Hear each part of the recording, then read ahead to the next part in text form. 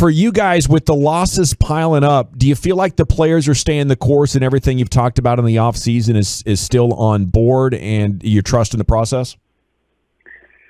Yeah, I mean, I don't think about it in those terms of like, trusting the process. So in the off season, yes. I think in season, it's there's got to be a sense of urgency. I think Woody hit that note pretty well yesterday. That obviously the big picture, we're trying to lay a foundation and see which of these younger players we can count on and build off of going forward.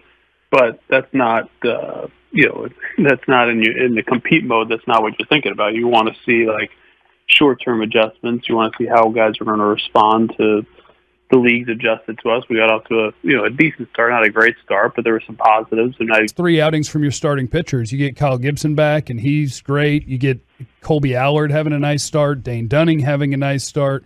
Is there any sort of momentum to be had by that? Yeah, I do think that's a big positive. That if we can develop Dunning and Allard and John King's another guy we want to get stretched out and potentially look at it a little bit longer role as we move through the season. Obviously, those guys can be building blocks, and Gibby's been outstanding. I almost kind of cross off last year from an evaluation standpoint, given all the oddities of the year. But this is kind of what we thought we could be acquiring when we signed him last year. It's definitely a big plus for us.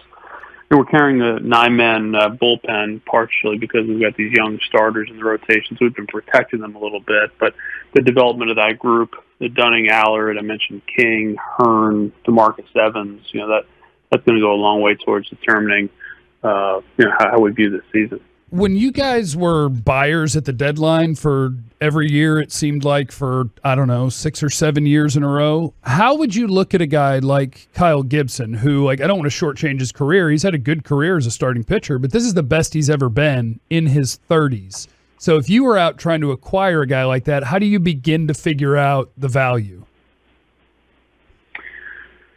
Well, I think the unique spot with Gibby is that 2 years ago he showed this promise, right? He had that half season with the Twins before he had the 2019 season where he had the ulcerative colitis and the E. coli poisoning. So the end of 18 was really good.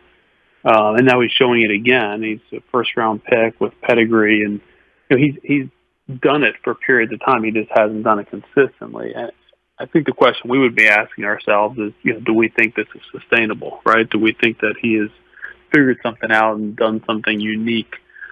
We're at a point now very different than where we were in 10, 11, through whatever 15, 16 stretch where we didn't have the same ways to measure performance that we have today, and we would be able to see that some of the characteristics on Gibby's pitches are significantly different. He's doing things that he wasn't doing previously, and he gets all the credit for that. So I think we would, at this point, be able to tap into that information and recognize, this is another level that he's reached.